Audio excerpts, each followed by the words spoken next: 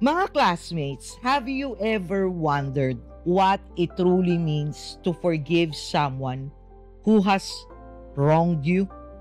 In our world today, where grudges are often glorified and revenge is celebrated, forgiveness seems to be an increasingly rare virtue. Think about, mga classmates, social media spats, family feuds, or even political disagreements. How often do we see people holding on to bitterness, refusing to let go? Now, mga classmates, imagine a world where forgiveness is not just an occasional act, but a way of life. What would that look like, mga classmates? Matthew 18 takes us on a journey where Jesus answers questions that challenge our notions of greatness, humility, and reconciliation. He speaks about how we should deal with conflicts, forgive others, not just once, but 70 times 7. And how the kingdom of heaven views our relationships. But here's the twist, mga classmates. Jesus ties forgiveness directly to our own spiritual freedom. What does that mean for us, mga classmates? What if holding on to unforgiveness is actually holding us back from the peace we desperately seek? Think about this, mga classmates. In a world riddled with division, how do we reconcile with those who've hurt us? And how do we find humility to be honest about our own faults? Matthew 18, mga classmates, is not just an ancient text. It is a guide for navigating the complexities of modern relationships now. So, mga classmates, if you have ever struggled with forgiving someone, or if you felt burdened by the guilt or conflict, then this chapter holds the answers you've been looking for. Let's uncover the profound lessons in Matthew 18 together. Before we get started, mga classmates, don't forget to hit that like button, subscribe to Pulot Aral, click or smash that notification bell so you can be updated every time I upload for a Bible reading and reflection in this channel. Contents like this, mga classmates, are not promoted by YT algorithm. We are now in the times that topics about God are not that popular anymore. Why? Because some people get offended that you are pushing religion to their face. In addition, if you have not seen Matthew 11, mga classmates, please do watch it, because if you are still in doubt about God's sovereignty and power in your life, maybe this Matthew's chapter will assure your doubts. Also, mga classmates, Matthew 11 provides comfort and encouragement to those struggling with life's burdens. It invites individuals to find solace in Jesus, emphasizing his role as a source of spiritual and emotional rest. For our modern readers, it offers reassurance and a call to seek Jesus for relief from life's pressures. Moreover, mga classmates, feel free to comment below and share your thoughts on the questions that will be posted before the end of this video for Matthew 18 in relation to our current life. So, mga classmates, this is Doc Jean. Welcome to Pulot Aral. Let's dive in.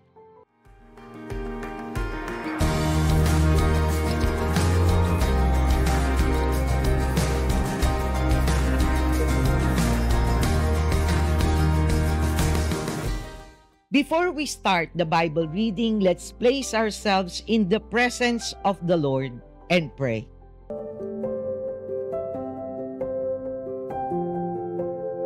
Dear Heavenly Father, we come to you to praise and glorify your name. May you grant us the grace to understand the truth of your words. Grant me the humility to speak your words and provide meaningful messages that my classmates who are watching this video may be able to hear and reflect on your personalized messages to them through Matthew 18. Override my preparations, O Lord, O God, as I speak about the reflections for Matthew 18. Do not allow, O Lord, O God, Satan to tempt us to use our Bible discussions for contention, division, and disbelief on your sovereignty and your ability to provide us what we all need. All we have to do is to surrender, obey, and have faith in you. Enable us to be encouraged to meditate and spend more time with you so we all can hear your personalized and individual messages to us, O Lord, O God. Let not religion, our own biases, or personal assumptions, not based on scriptures, but based on our emotions and experiences, hinder us from seeing and hearing your words of wisdom. Fill us with your Holy Spirit to resist the deception of the devil that may create division among us because of differences in interpretation. Through the power of faith in your words, unite us all in wanting to read more of your scriptures and learn how to use your armor to live according to your will, as you want this channel to do. Let us be inspired and encouraged, O Lord O God, to build a personal relationship with you. Grant me, O Lord, our God, the humility to speak your words in reverence for my classmates to have the clarity and discernment of your words, not mine, as they watch and listen. May I humbly and faithfully fulfill your purpose in this video. May our reflection on Matthew 18, O Lord O God, move us forward to surrender to you, desire more, discern well, do and delight in your will. All of this we ask through Christ our Lord. Amen. Mga classmates, it is now time to take out your Bible and read along with me for Matthew 18. I'll be reading the ESV version.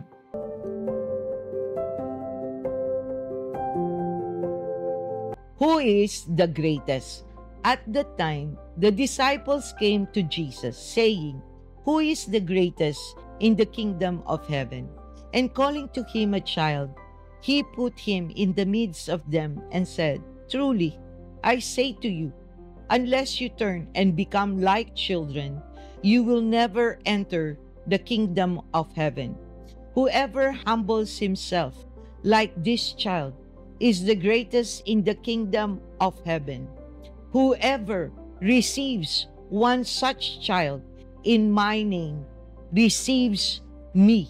But whoever causes one of these little ones who believe in me to sin, it would be better for him to have a great millstone fastened around his neck and to be drowned in the depth of the sea. Temptations to sin. Woe to the world for temptations to sin, for it is necessary that temptations come. But woe to the one by whom the temptation comes. And if your hand or your foot causes you to sin, cut it off and throw it away. It is better for you to enter life crippled or lame than with 2 hands or 2 feet to be thrown into the eternal fire. And if your eye causes you to sin, tear it out and throw it away. It is better for you to enter life with 1 eye than with 2 eyes to be thrown into the hell of fire. The parable of the lost sheep. See that you do not despise one of these little ones, for I tell you that in heaven their angels always see the face of my Father who is in heaven. What do you think? If a man has 100 sheep and one of them has gone astray, does he not leave the 99 on the mountains and go in search of the one that went astray? And if he finds it, truly, I say to you, he rejoices over it more than over the 99 that never went astray. So it is not the will of my Father who is in heaven that one of these little ones should perish. If your brother sins against you, if your brother sins against you, go and tell him his fault between you and him alone. If he listens to you, you have gained your brother. But if he does not listen, take 1 or 2 others along with you, that every charge may be established by the evidence of 2 or 3 witnesses. If he refuses to listen to them, tell it to the church. And if he refuses to listen even to the church, let him be to you as a Gentile and a tax collector. Truly I say to you, whatever you bind on earth shall be bound in heaven, and whatever you loose on earth shall be loosed in heaven. Again I say to you, if 2 of you agree on earth about anything they ask, it will be done for them by my Father in heaven. For where 2 or 3 are gathered in my name, there am I among them. The parable of the unforgiving servant. Then Peter came up and said to him, Lord, how often will my brother sin against me, and I forgive him? As many as 7 times? Jesus said to him, I do not say to you 7 times, but 77 times. Therefore, the kingdom of heaven may be compared to a king who wished to settle accounts with his servants.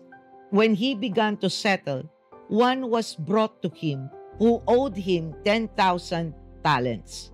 And since he could not pay, his master ordered him to be sold, with his wife and children, and all that he had, and payment to be made. So the servant fell on his knees, imploring him, Have patience with me, and I will pay you everything. And out of pity for him, the master of that servant released him and forgave him the debt. But when that same servant went out, he found one of his fellow servants who owed him 100 denarii. And seizing him, he began to choke him, saying, "Pay what you owe." So his fellow servant fell down and pleaded with him, "Have patience with me, and I will pay you." He refused and went and put him in prison until he should pay the debt.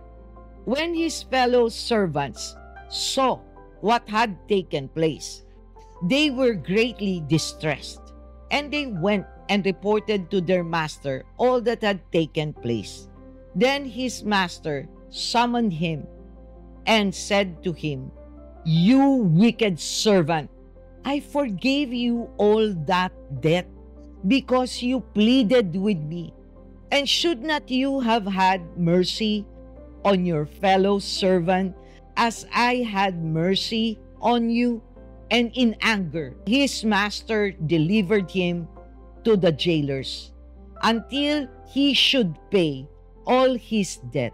So also my heavenly Father will do to every one of you if you do not forgive your brother from your heart. Mga classmates, we are now going to the general overview, history, geographical condition, and culture of Matthew 18.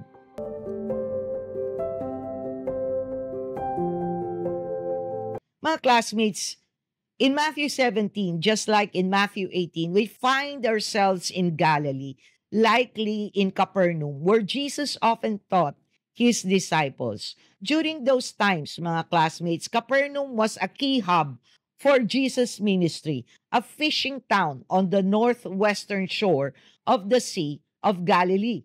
This setting provided a practical location for Jesus to teach his disciples privately, away from the crowds, as he prepared them for the challenges of spreading his message. By the way, mga classmates, if you have not watched Matthew 17, you should do so after this video. That chapter, mga classmates, covers key events, including the transfiguration, the healing of the demon-possessed boy, and discussion about temple tax. It provides insights into how to strengthen our faith in the Lord and overcome doubts by leaning on Him during difficult times, mga classmates. Having hope is crucial when we are in the midst of extreme despair. And this chapter reassure us of God's power, authority, and sovereignty as His Son. Now, let's dive deeper, mga classmates. You have to understand the culture of the time. The Jewish community during Jesus' era had a strong sense of hierarchy and community accountability. Elders, scribes, and Pharisees held positions of authority and mediated disputes. The cultural emphasis was on maintaining holiness and obedience to the law, often with rigid legalism. Honor and shame were pivotal aspects of Jewish culture, and reconciliation within the community was highly valued to preserve harmony. Children, however, mga classmates, were considered the lowest in status within the social hierarchy, representing dependence and vulnerability. Jesus' teaching in Matthew 18 verses 1 to 6 elevates children as models of humility and faith, challenging societal norms of power and status. Mga classmates, our ultimate goal is to disciple others in any way we can so that more people may receive the gift of salvation. Shepherding people who are waiting for salvation was the role of the apostles, including Jesus himself.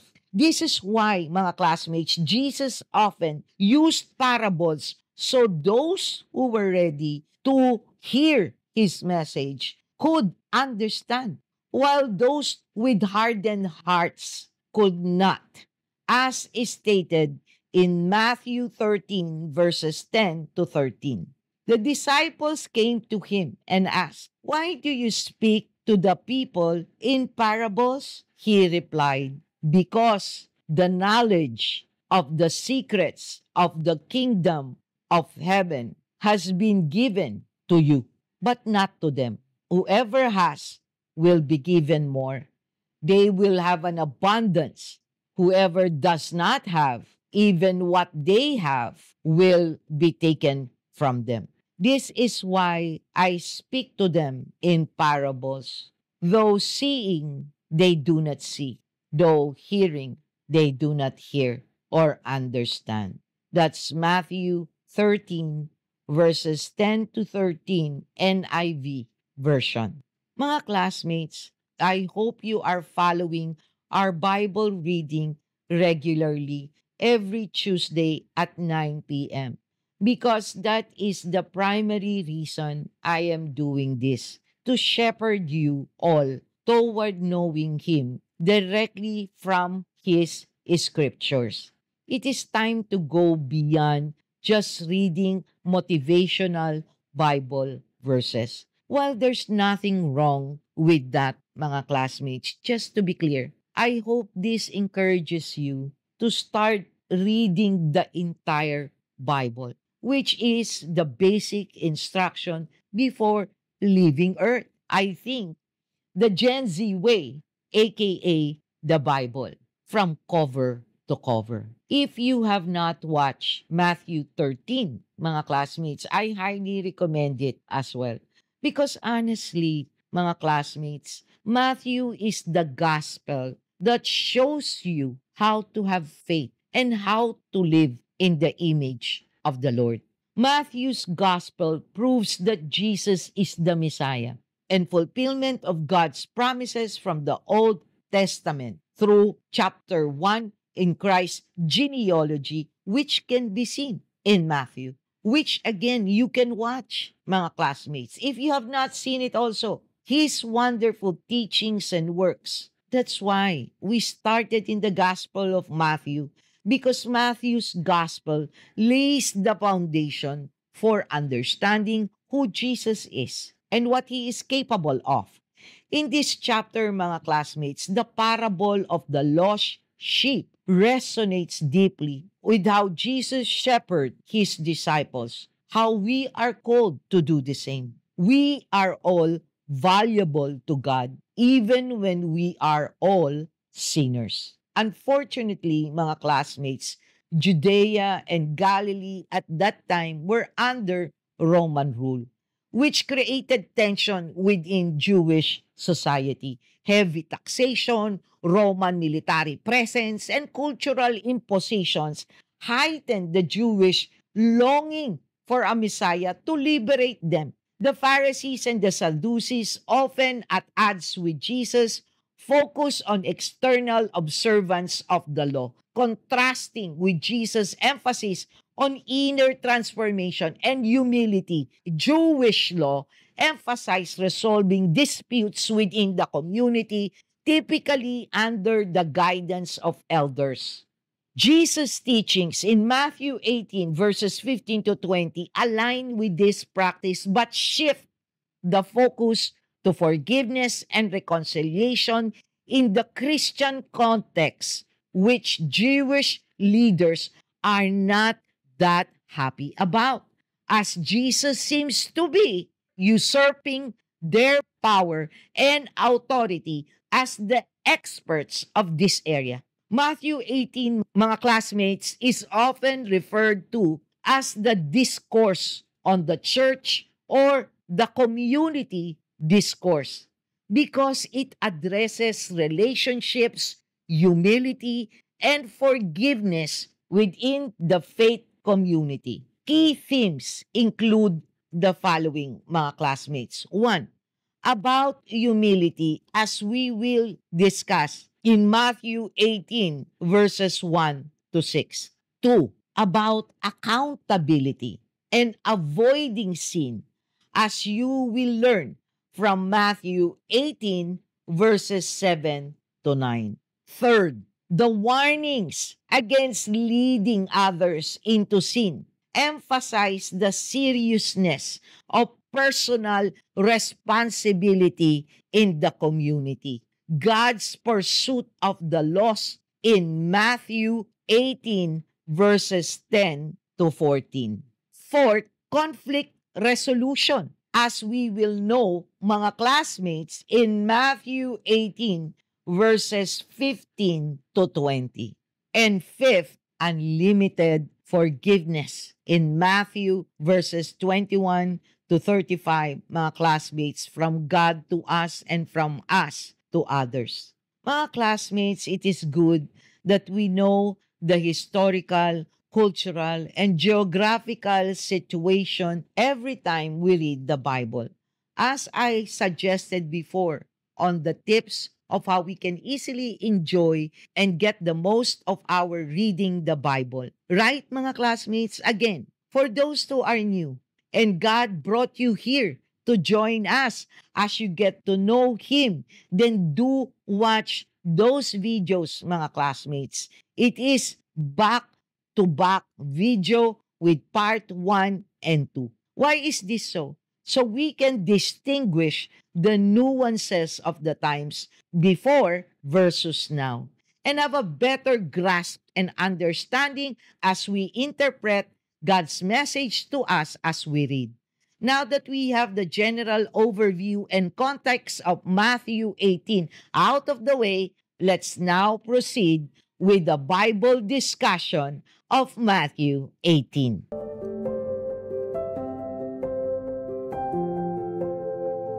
Number 1, who is the greatest? Matthew 18 verses 1 to 6.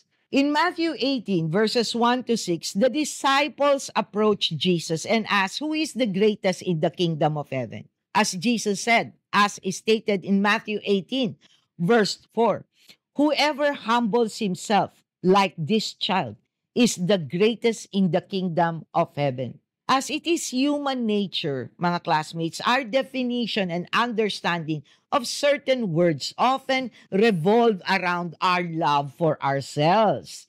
This very question reveals, mga classmates, their misunderstanding of what greatness means to God and His kingdom. As I've mentioned, the culture at that time, mga classmates, was all about status and hierarchy in society.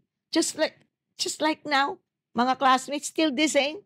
So, their understanding of greatness would naturally align with those societal norms. Interestingly, mga classmates, as I've said, even now, much of our society is focused on status and hierarchy. Your position in society often affects your opportunities and choices in life. If you are born into a well-off family, a developed country, or belong to a certain race, your chances of having a good life in this world seem higher. Isn't that what we all tend to think? Mga classmates, if we really think about it, these factors, family, country, and race, are things we have no control over, as we are simply born into them. Ironically, the fight for equality in this world stemming from a deep desire to have and belong to greatness has often led to solutions that instead of healing are now becoming more harmful than good. In fact, mga classmates, these solutions are starting to destroy the very fabric of our society, the family, and children. This toxic wokeness and DEI, I'm sorry, diversity, equity, and inclusion. I'm sorry, mga classmates. I'm just stating the fact based on what you will read in the Bible of what this truly is. Not that they are bad, but the way we are implementing them, which are often promoted under the guise of fairness, empathy, and goodness, are being used in an underhanded way by Satan to destroy us. Why? Because many people who are deeply invested in these movements are becoming the very individuals they once opposed, blaming others for their perceived lack of opportunities and chance at greatness. Mga classmates, this is precisely why when humans play God and think we know better than Him, we always fail miserably. Our intentions might begin with what we believe to be good, but they often turn into something harmful or even evil. Why is that, mga classmates? Because we are all sinners. And at our very core, we are selfish. A result of humanity's fall from grace. Most of the time, if what we do does not come from the Lord or is not guided by our faith, even the good can become evil. When we fell from grace, what we lost was precisely the innocence of a child. We all know, mga classmates, that children, when unexposed to the evils of the world, the desires of their flesh, and Satan's temptations, possess pure love, innocence, and trust in those they depend on. Children have faith in the Lord. That is why we need to have the heart of a child to enter and be part of the greatness in God's kingdom. This is also why the enemies of the Lord attack the innocence of children, especially through the family and education. Mga classmates, there's nothing wrong with striving for equality in this world, but it should never come at the expense of tearing others down to achieve it. True equality is about providing balanced opportunity for everyone. And I believe, mga classmates, that in this world where Satan influences many, achieving this will be incredibly difficult unless we become like children, wholeheartedly believing that God is in control and that He has the sovereignty and power to equalize our lives. In fact, mga classmates, without making any effort, we are already equal in many ways. Most importantly, mga classmates, we all have equal opportunity with the Lord to be saved, regardless of who we are in society. For Christ died for all of us. Unlike DEI and wokeness, salvation requires no competition or hierarchy. All you have to do, mga classmates, is believe, repent, and accept God's gift of salvation. Number 2, temptations to sin. Matthew 18 verses 7 to 9. In Matthew 18 verses 7 to 9, Jesus speaks about the seriousness of sin and the consequences of causing others to stumble. He expressed a strong warning with the ending on verse 9. Jesus used hyperbolic language to emphasize the gravity of sin and the need to avoid it at all costs. And if your eye causes you to sin, tear it out and throw it away. It is better for you to enter life with one eye than with two eyes to be thrown into the hell of fire. That's Matthew 18, verse 9. Mga classmates, this is not a call for literal self-mutilation, but a metaphorical way of stressing the importance of removing anything in our lives that leads us to sin. In Matthew 18, verses 7 to 9, Jesus acknowledges the inevitability of temptations in the world, but strongly condemns those who also cause others to fall into sin. It highlights the eternal consequences of sin and the need of also placing responsibility on individuals not to become the source of sin for others. He also mentioned this in Matthew 18, verses 5 to 6. Whoever receives one such child in my name receives me.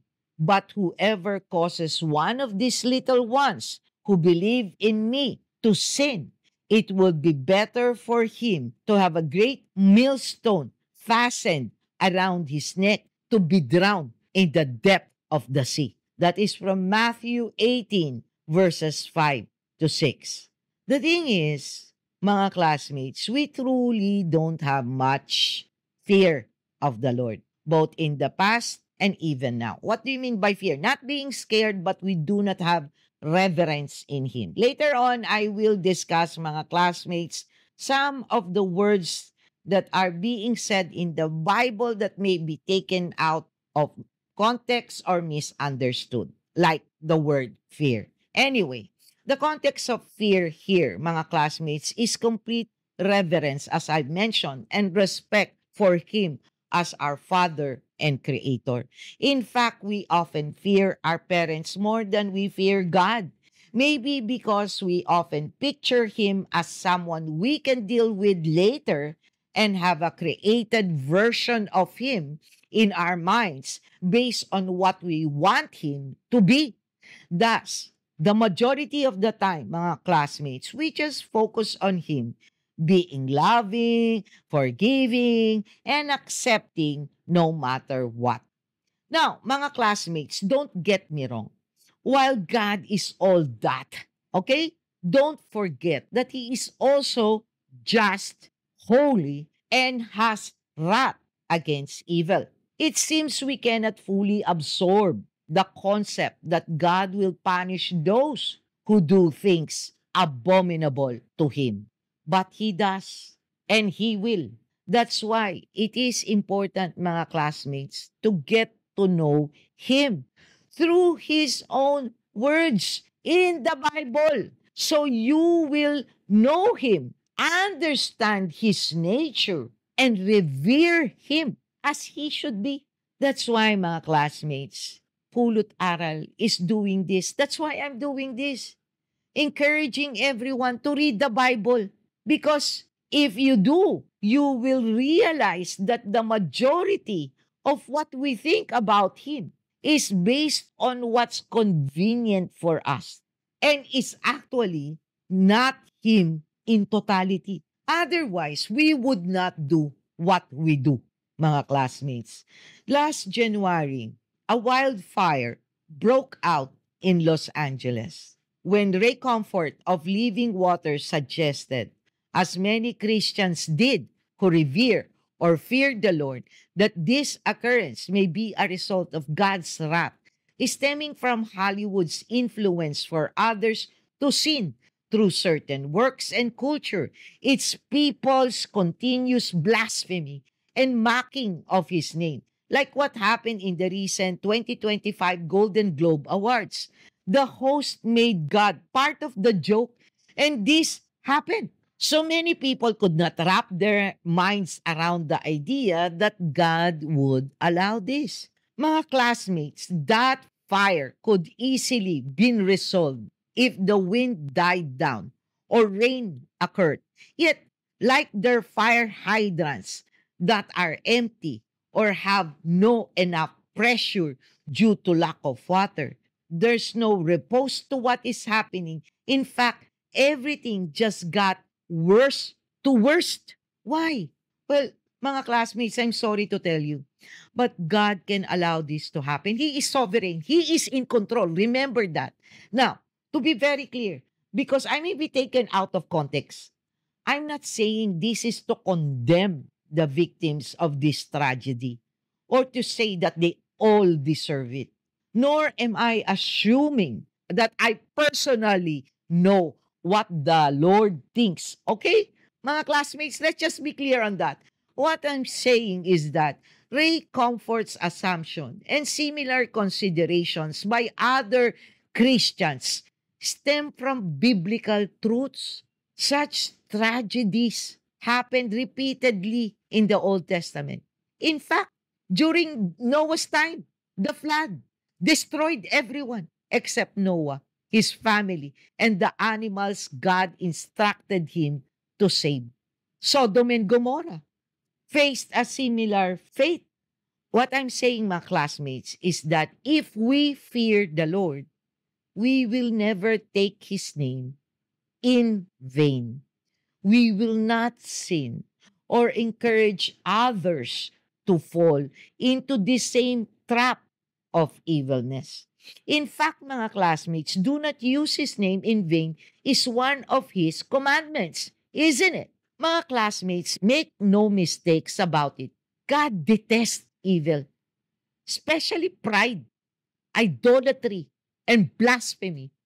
Just as we respect or fear our parents and avoid disobeying them out of respect and fear of consequences, we should have even greater reverence for God, who is far higher in authority, as is stated in Galatians 6, verse 7. Do not be deceived. God cannot be mocked. A man reaps what he sows. Galatians 6, verse 7, NIV version. Number 3, the parable of the lost sheep. Matthew 18, verses 10 to 14. In Matthew 18, verses 10 to 14, Jesus shares the parable of the lost to illustrate God's deep love and concern for every individual, especially those who stray. He emphasizes the value of every single person in God's eye, stating that no one is too insignificant or unworthy to be pursued by God's grace. In the cultural context of Jesus' time, shepherding was a common profession. And the imagery of a shepherd leaving the 99 to find the one lost sheep was deeply relatable to his audience, as Matthew 18 verses 14 states. So it is not the will of my Father who is in heaven that one of these little ones should perish. That is Matthew 18 verse 14. That's the same instruction and goal for all Christians today, mga classmates who believe in Him. In fact, that's the main goal, to disciple and bring one stray soul at a time to be saved. My younger brother, mga classmates, asked me before, what about the people who've never heard about Christ or the Bible? How can they be saved? Isn't that unfair? My answer is that this is precisely why every follower of Christ now needs to spread His name and disciple. That's why I'm using social media to spread His word and encourage people to read the Bible.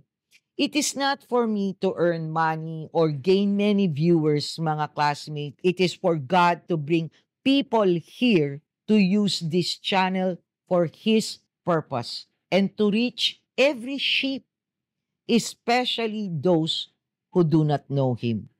In fact, mga classmates, we will hear this verse when we reach Matthew 24, where God promises that the world will not end and Christ will not return until every person in this world has heard His name and His good news of salvation. So there's no excuse.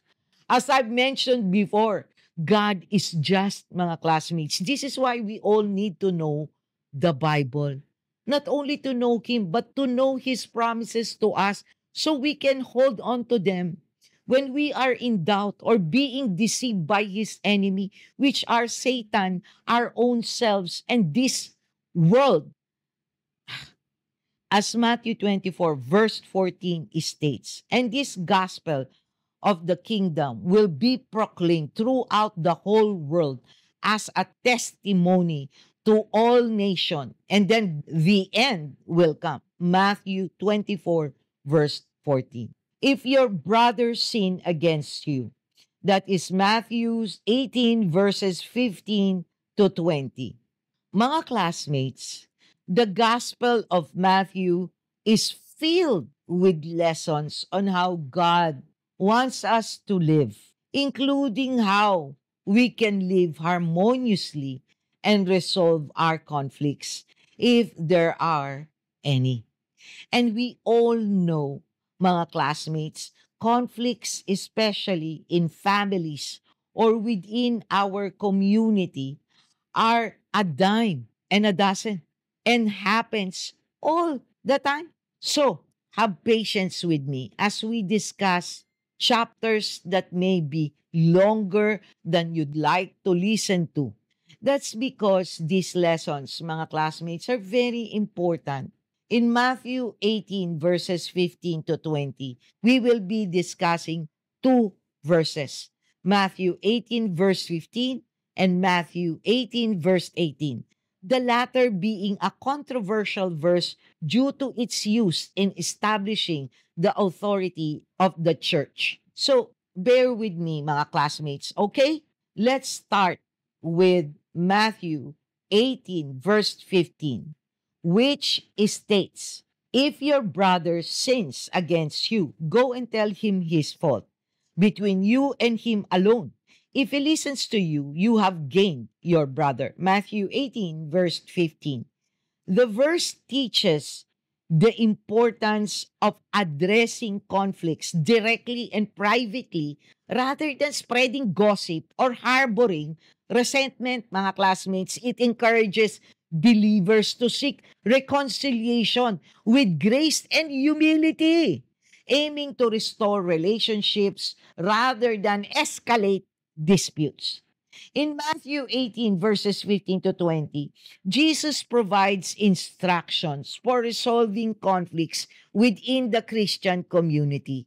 This passage emphasizes reconciliation, accountability, and the importance of handling disputes with humility and love. Jesus outlines a process for addressing sins committed by one believer against another. Number one, private confrontation. Address the issue one-on-one, mga classmates. Number two, small group intervention. If private discussion doesn't resolve the issue, bring one or two witnesses who can counsel or arbitrate. Number three, community involvement.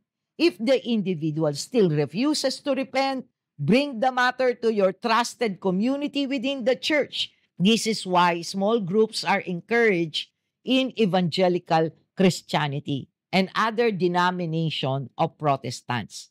Number four, separation. If all else fails, allow time in God to resolve the matter through prayer.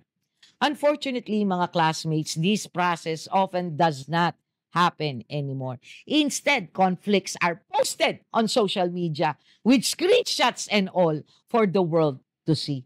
Social media has become a platform where people air their dirty laundry publicly, seeking justice through the reactions of the netizens who don't even know them, leading to bashing and cancellation. This also amplifies disagreements and fosters public shaming. Take, for instance, the stories of Maris Racal, Anthony Jennings, Rico Blanco, and Pamela Villanueva, or the family drama of Carlos Yulo, his girlfriend, and his mother, even Blake Lively and Justin Baldoni. All of these news have been being highlighted in social media. These are different levels of issue that could have been resolved privately, but one or both parties decided to make the conflict public, turning social media into their battleground. Mga classmates, real talk, okay? This is all about pride and revenge. Regardless of the underlying causes or reason, airing dirty laundry like this rarely has anything to do with reconciliation or resolving issues. Instead, it makes things worse. And Satan wins. That's how Satan manipulates the world according to his will. He deceives and creates a facade of fighting for what's right. The second verse, mga classmates, is Matthew 18, verse 18, which I mentioned earlier is controversial. Just like individual conflicts, our churches and leaders are not exempt from the way the devil plays with our egos and our need for power. Matthew 18, verse 18 states, "Truly I say to you, whatever you bind on earth shall be bound in heaven, and whatever you loose on earth shall be loosed in heaven." Matthew 18, verse 18. Mga classmates, why is this verse controversial? Number one, interpretation of authority. In the Catholic view, this verse supports the authority of the Pope and the Church, especially when paired with Matthew 16, verse 19, where Jesus speaks directly to Peter. Catholics see this as a foundation for the sacrament of reconciliation and the church role in interpreting the doctrines. While the Protestant view, many Protestants interpret it more broadly, applying the authority to all believers, not just church leaders. Some see it as the collective authority of the local church in matters of discipline and doctrine. Number two, heaven and earth connection. The relationship between actions on earth and their consequences in heaven sparks debate. What exactly does it mean for something to be bound in heaven? Is it about spiritual authority, legalism, or God's affirming decision made on earth? Number three, context of church discipline. This verse is part of Jesus' teaching on resolving disputes within the church. The controversy lies in whether the authority applies solely to church discipline or extends to areas like prayer, spiritual warfare, or doctrinal decisions. Number four, cultural misuse. Some misuse this verse to justify controlling or manipulates behavior within churches. Claims of binding and loosing have been twisted for personal or institutional gain, especially in situations involving church discipline or excommunication. Mga classmates, Matthew 18, verse 18, in my humble opinion, emphasizes accountability and love based on the process of binding and loosing. It is not necessarily about punishment or control. It becomes controversial when people use to justify an authority that can be interpreted and misused in various ways. Yet we all know, mga classmates, when we apply this verse faithfully and humbly, it underscores the importance of spiritual responsibility, unity, and aligning our earthly actions, especially in our churches and leaders, with God's will. Number five, the parable of the unforgiving servant, Matthew 18, verses 21 to 35. In Matthew 18, verses 21 to 35, Jesus shares the parable of the unforgiving servant in response to Peter's question about how many times he should forgive someone who sinned against him. Peter suggests 7 times, but Jesus replies in Matthew 18, verse 22, I do not say to you 7 times, but 77 times. Matthew 18, verse 22. This parable emphasizes the importance of forgiveness and the consequences of refusing to extend the same grace as we receive from God. The story contrasts the enormous debt forgiven by the king with the much smaller debt the forgiven servant refuses to forgive. Ultimately, the servant's refusal to forgive leads to his punishment, underscoring God's expectation that his followers forgive others as he has forgiven them. Now, mga classmates, throughout the Bible, forgiveness is one of its major themes. In fact, God sent his only son, Jesus, who needed to die on the cross precisely to wipe out our debt born from our sins so that God, who is holy and just, could forgive and bring us to His kingdom to be with Him. Yet, we continue to sin, mga classmates, even those who have surrendered to Him. Christians like me still sin. The difference is that we just sin less and are truly aware of God's grace and mercy. Why? Because we feel rebuked every time we do something that is truly wrong. Thus, we rely on His righteousness and armor of love to help us not always fall or displease Him.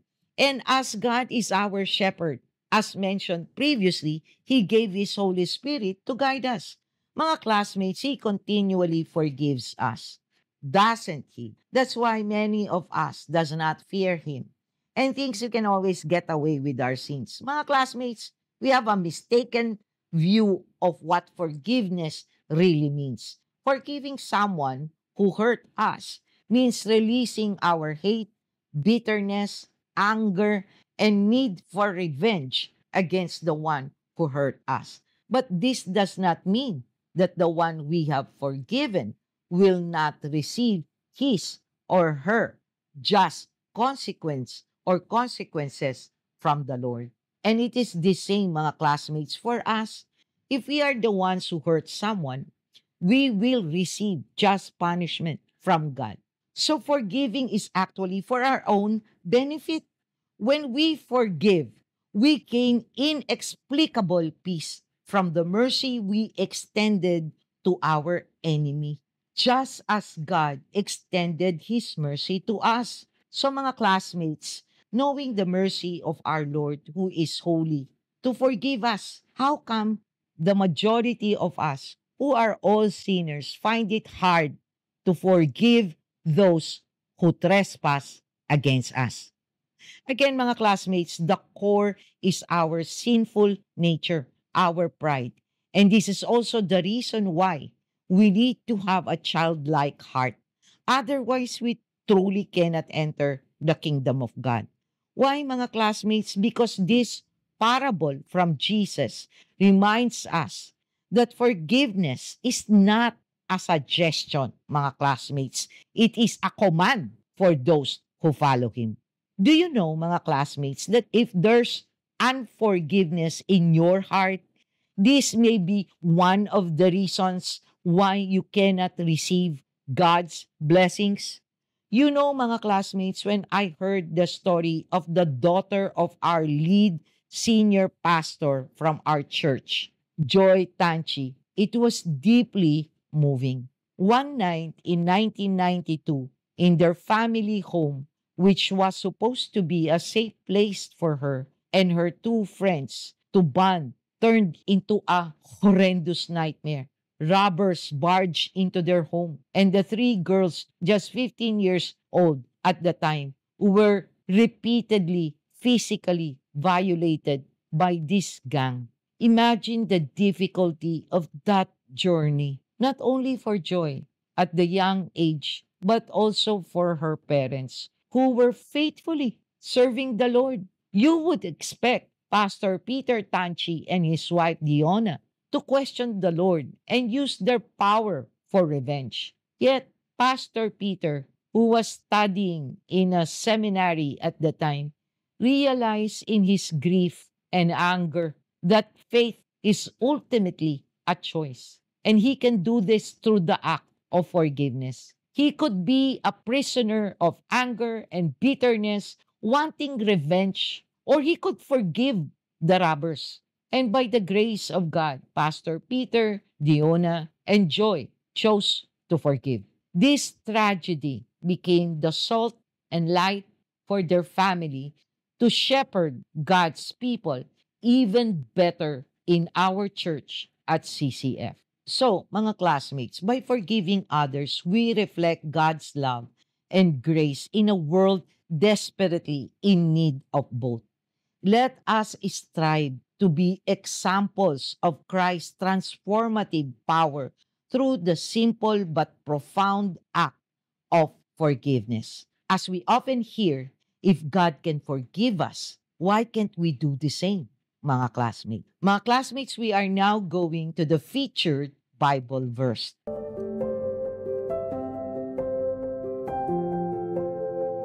For our featured Bible verse on Matthew 18, it will be verse 3.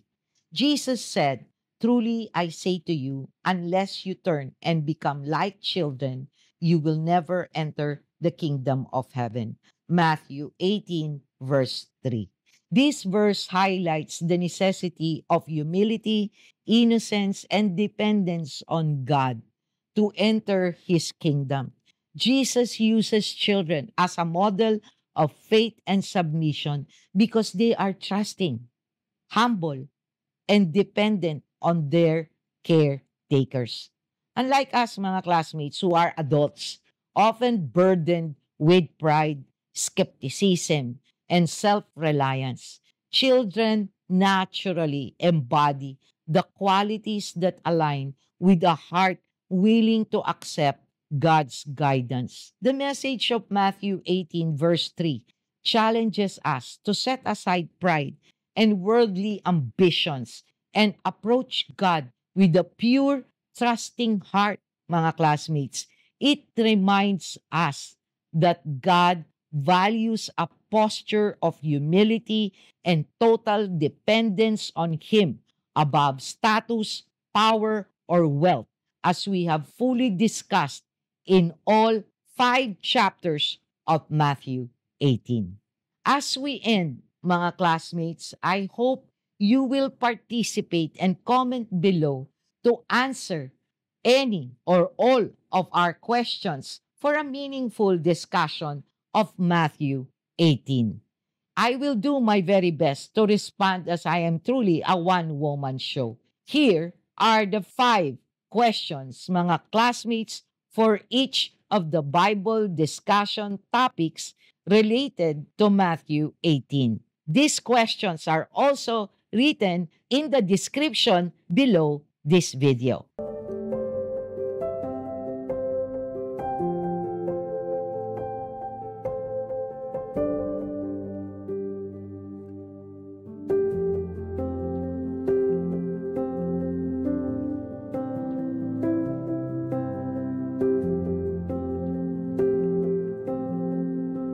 And mga classmates, while you're at it, I will sincerely appreciate it if you click that like button, subscribe to Pulot Aral, smash that notification bell, mga classmates, so that every time I upload a video or later on go live, you will be notified. Let's grow our community of Bible reading people by sharing this video as well. Mga classmates, in our daily lives, Matthew 18 calls us to live counterculturally by rejecting pride and embracing humility. Whether it is prioritizing forgiveness in our relationships, being a peacemaker in conflicts, or trusting God during uncertain times. Matthew 18 reminds us that a heart aligned with God's values is the key to entering His kingdom.